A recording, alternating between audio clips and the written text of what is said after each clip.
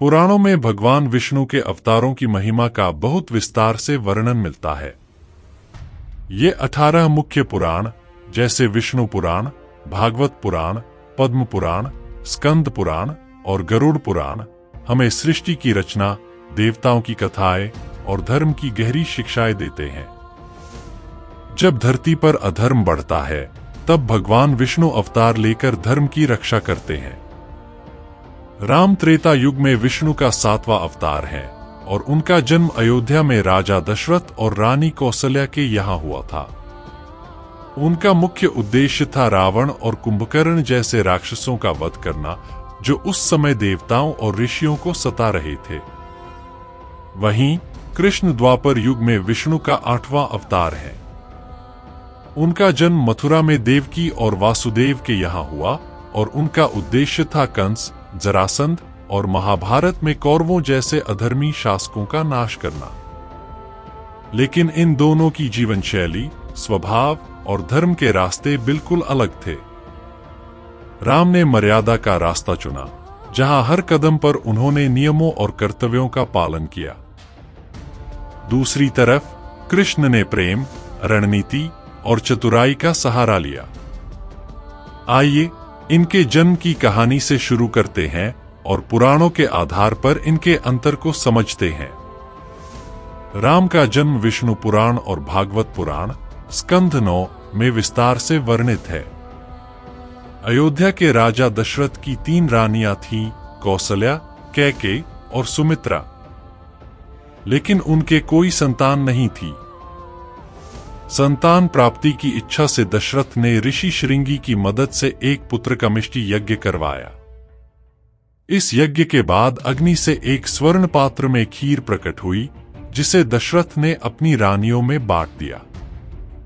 कौशल्या को सबसे बड़ा हिस्सा मिला और उनके गर्भ से राम का जन्म हुआ।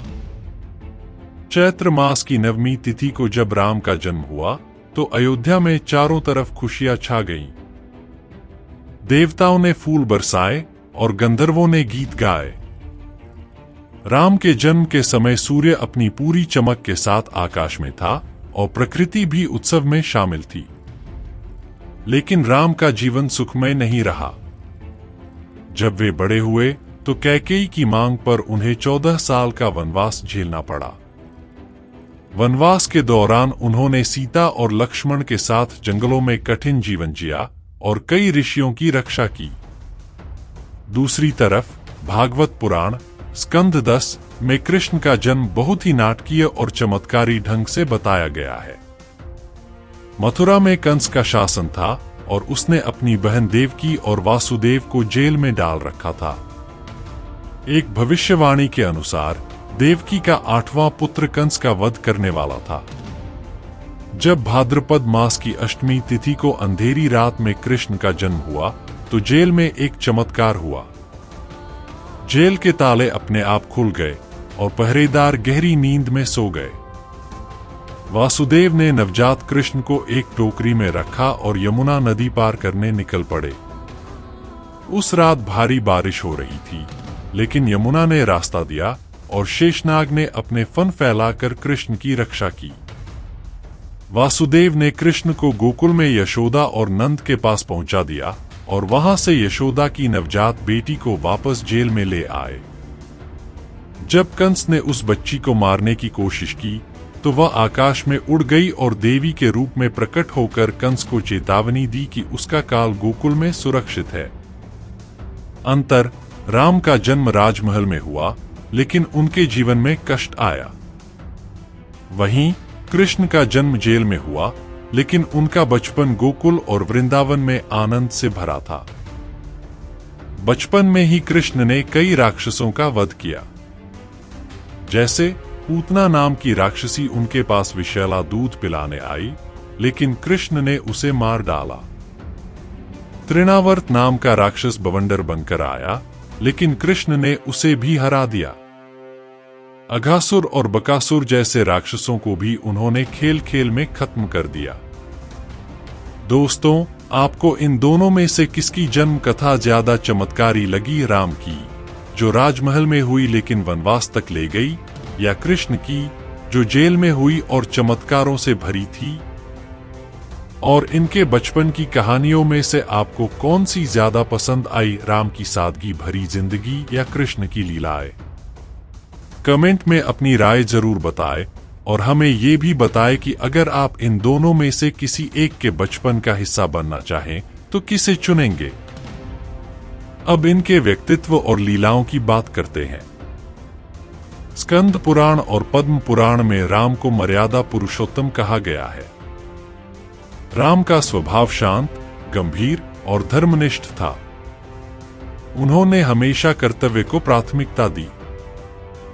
बचपन में जब विश्वामित्र ने उन्हें अपने यज्ञ की रक्षा के लिए बुलाया तो राम और लक्ष्मण उनके साथ गए। वहां उन्होंने ताड़का नाम की राक्षसी का वध किया और विश्वामित्र के यज्ञ को पूरा करवाया। बाद में मिथिला में जनक के यहाँ स्वयंवर के दौरान राम ने शिव धनुष तोड़ा और सीता से विवाह किया। लेकिन वनवास के दौरान उनकी मर्यादा और धैर्य की असली परीक्षा हुई। जब सीता का हरण हुआ तो राम ने हनुमान और सुग्रीव की मदद से रावण से युद्ध किया। वनवास के दौरान एक बार जब खर और दूषण ने उनके आश्रम पर हमला किया तो राम ने अकेले ही 14,000 राक्षसों का वध कर दिया। राम ने हमेशा एक पत्नी सीता के साथ गृहस्थ जीवन जिया और अपने जीवन में कभी भी मर्यादा से समझौता नहीं किया। दूसरी तरफ भागवत पुराण में कृष्ण को चंचल, प्रेमी और बुद्धिमान बताया गया है। उनकी लीलाएं वृंदावन में शुरू होती हैं। वहां उन्होंने माखन चुराया, गोपियों के साथ रासलीला की और राधा के साथ प्रेम का एक अलौकिक रूप दिखाया। एक बार जब इंद्र ने वृंदावन पर भारी बारिश शुरू कर दी तो कृष्ण ने गोवर्धन पर्वत को अपनी छोटी उंगली पर उठाकर 7 दिन तक गोकुलवासियों की रक्षा की। यह लीला गोवर्धन पूजा के रूप में आज भी मनाई जाती है। कृष्ण ने कंस का वध करने के बाद मथुरा पर शासन किया और बाद में द्वारका की स्थापना की। वहां उन्होंने रुक्मिणी, सत्यभामा, जाम्बवती और कई अन्य रानियों के साथ गृहस्थ जीवन जिया। एक और रोचक कहानी है सुदामा की, जो कृष्ण के बचपन के मित्र थे। जब सुदामा गरीबी में उनके पास आए तो कृष्ण ने उनका स्वागत किया और उन्हें धन दौलत से भर दिया। अंतर: राम की लीलाएं कर्तव्य और धर्म पर केंद्रित थीं और वे हमेशा नियमों से बंधे रहे। वहीं कृष्ण की लीलाएं प्रेम, चमत्कार और स्वतंत्रता से भरी थीं। राम ने मर्यादा का पालन किया, जबकि कृष्ण ने प्रेम और बुद्धि का सहारा लिया। अब इनके युद्ध और धर्म के तरीकों की बात करते हैं। पद्म पुराण के अनुसार राम ने रावण के साथ युद्ध में हमेशा धर्म का पालन किया। जब रावण ने सीता का हरण किया तो राम ने सुग्रीव और हनुमान की मदद से एक सेना तैयार की। उन्होंने समुद्र पर राम सेतु बनाया, जो आज भी एक चमत्कार माना जाता है। युद्ध से पहले राम ने रावण को कई बार सुधरने का मौका दिया। एक बार जब रावण युद्ध में हारने वाला था तो राम ने उसे अगले दिन फिर से युद्ध के लिए तैयार होकर आने को कहा। आखिरकार राम ने रावण का वध किया और सीता को मुक्त करवाया। लेकिन सीता की शुद्धता साबित करने के लिए राम ने उनकी अग्नि परीक्षा ली, जो उनके मर्यादित स्वभाव को दर्शाता है। रावण के वध के बाद राम ने उसका अंतिम संस्कार करवाया और लंका का राज्य रावण के भाई विभीषण को सौंप दिया। दूसरी तरफ भागवत पुराण और महाभारत में कृष्ण ने रणनीति और बुद्धि का उपयोग किया। बचपन में ही उन्होंने कंस का वध कर दिया, लेकिन उनकी सबसे बड़ी भूमिका महाभारत में दिखती है। कुरुक्षेत्र के युद्ध में कृष्ण अर्जुन के सारथी बने। उन्होंने पांडवों को सलाह दी और कई बार चतुर रणनीतियां बनाई। जैसे भीष्म को हराने के लिए उन्होंने शिखंडी को आगे किया, द्रोण को भ्रम में डालकर उनकी हत्या करवाई और कर्ण को मारने के लिए अर्जुन को प्रेरित किया। युद्ध से पहले जब अर्जुन हताश हो गए तो कृष्ण ने उन्हें गीता का उपदेश दिया। गीता में उन्होंने कहा, कर्मण्येवाधिकारस्ते मा फलेषु कदाचन। यानी कर्म करो, फल की चिंता मत करो। कृष्ण ने अर्जुन को सिखाया कि धर्म की रक्षा के लिए युद्ध जरूरी है और हमें अपने कर्तव्यों से नहीं भागना चाहिए। अंतर, राम ने धर्म को मर्यादा और नैतिकता के साथ निभाया और वे हमेशा नियमों के रास्ते पर रहे। वहीं कृष्ण ने रणनीति और छल का उपयोग करके अधर्म का नाश किया, क्योंकि उनका मानना था कि अधर्म को खत्म करने के लिए किसी भी हथियार का इस्तेमाल जायज है। आपको इन दोनों में से किसका युद्ध का तरीका ज्यादा प्रभावशाली लगता है, राम की मर्यादा भरी लड़ाई या कृष्ण की चतुर रणनीति? और अगर आप इन दोनों में से किसी एक के साथ युद्ध में जाना चाहें, तो किसे चुनेंगे, राम को या कृष्ण को? कमेंट में अपनी राय जरूर बताएं और हमें ये भी बताएं कि आज के समय में इनमें से कौन सा तरीका ज्यादा उपयोगी हो सकता है, मर्यादा या रणनीति? इनके भक्ति मार्ग और शिक्षाओं की बात करें तो यहाँ भी पुराण हमें बहुत कुछ सिखाते हैं। गरुड़ पुराण में राम के नाम को तारक मंत्र कहा गया है, जो भक्तों को मोक्ष की ओर ले जाता है। राम की भक्ति में समर्पण, अनुशासन और कर्तव्य का भाव है। राम हमें सिखाते हैं कि हमें हमेशा अपने कर्तव्यों का पालन करना चाहिए, चाहे कितनी भी मुश्किलें क्यों न आए। जैसे जब राम वनवास गए तो उन्होंने अपने पिता की आज्ञा का पालन किया। जब सीता का हरण हुआ तो उन्होंने अपने पति धर्म को निभाया और सीता को मुक्त करवाया। लेकिन जब अयोध्या लौटे तो प्रजा की बात सुनकर उन्होंने सीता का त्याग कर दिया, जो उनके राजधर्म को दर्शाता है। राम की भक्ति का एक और उदाहरण हनुमान जी है। हनुमान जी ने लंका में सीता को ढूंढा, लंका दहन किया और राम की हर आज्ञा का पालन किया। शबरी भी राम की एक सच्ची भक्त थी, जिन्होंने राम के लिए जूठे बेर चख कर रखे और राम ने उनके प्रेम को स्वीकार किया। दूसरी तरफ भागवत पुराण में कृष्ण की भक्ति प्रेम और रस से भरी है। उनकी रासलीला और गोपियों की भक्ति प्रेम का प्रतीक है। राधा और कृष्ण का प्रेम इतना गहरा था कि राधा ने अपना पूरा जीवन कृष्ण को समर्पित कर दिया। भागवत पुराण में प्रहलाद की कहानी भी है, जो विष्णु भक्त थे। जब उनके पिता हिरण्यकशिपु ने उन्हें मारने की कोशिश की तो विष्णु ने नरसिंह अवतार लिया और प्रहलाद की रक्षा की। कृष्ण के इस अवतार की भक्ति भी हमें प्रेरित करती है। महाभारत में कृष्ण ने गीता के जरिए कर्मयोग, भक्ति योग और ज्ञान योग का मार्ग दिखाया।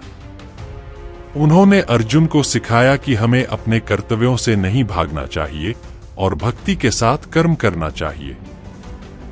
गीता में कृष्ण कहते हैं, मामेकं शरणं व्रज, यानी मेरी शरण में आओ, मैं तुम्हें सभी पापों से मुक्त कर दूंगा। अंतर, राम की भक्ति अनुशासन और कर्तव्य से भरी है, जो हमें नियमों का पालन करना सिखाती है। वहीं कृष्ण की भक्ति प्रेम और स्वतंत्रता से भरी है, जो हमें प्रेम के जरिए भगवान तक पहुंचने का रास्ता दिखाती है। राम और कृष्ण की विरासत आज भी हमारे बीच जीवित है।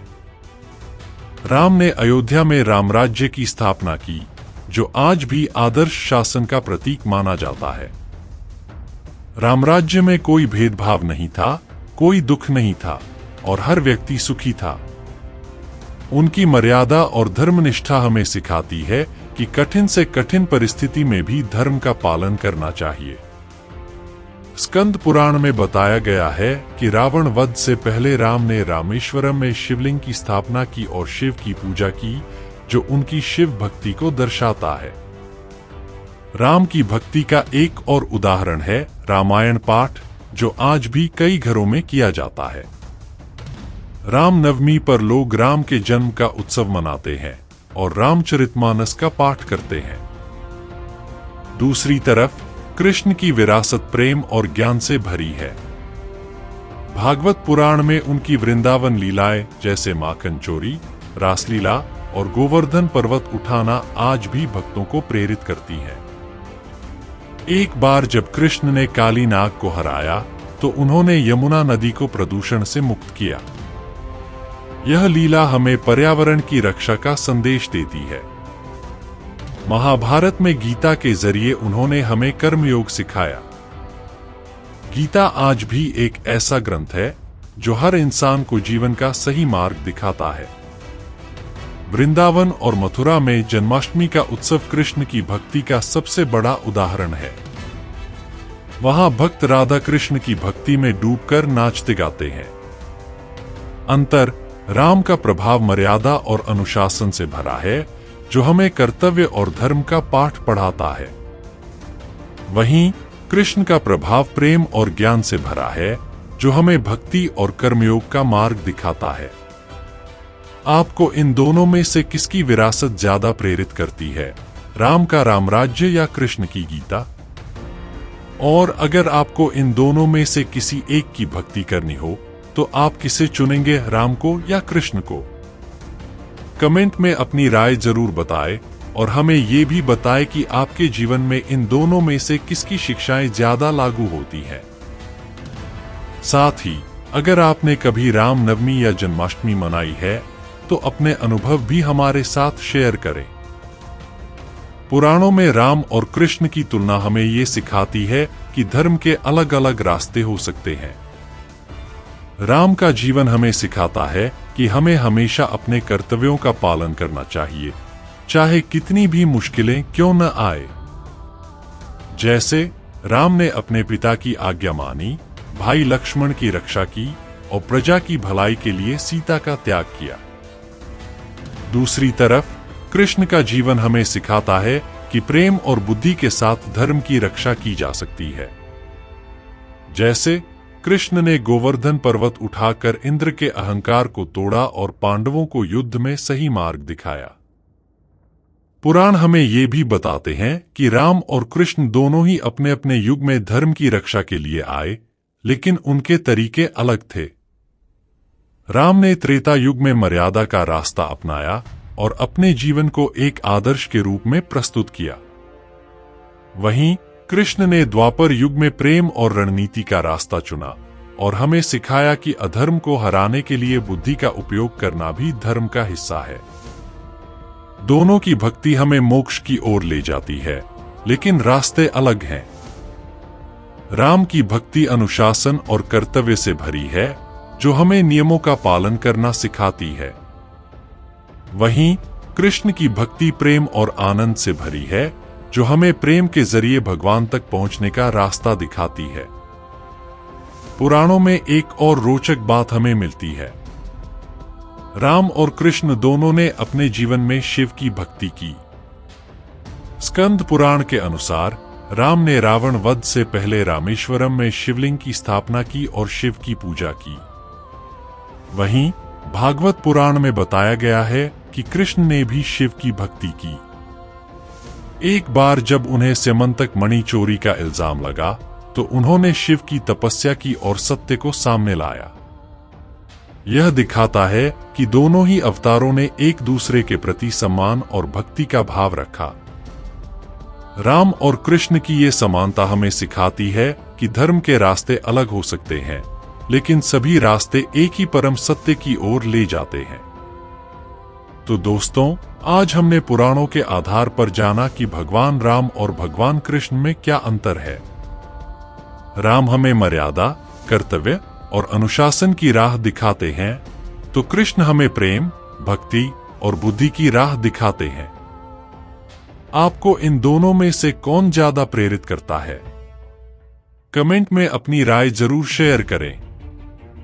अगर आपको यह वीडियो पसंद आया तो लाइक करें और चैनल को सब्सक्राइब करें, तो घंटी का बटन दबाना न भूलें। तब तक के लिए जय श्री राम, जय श्री कृष्ण।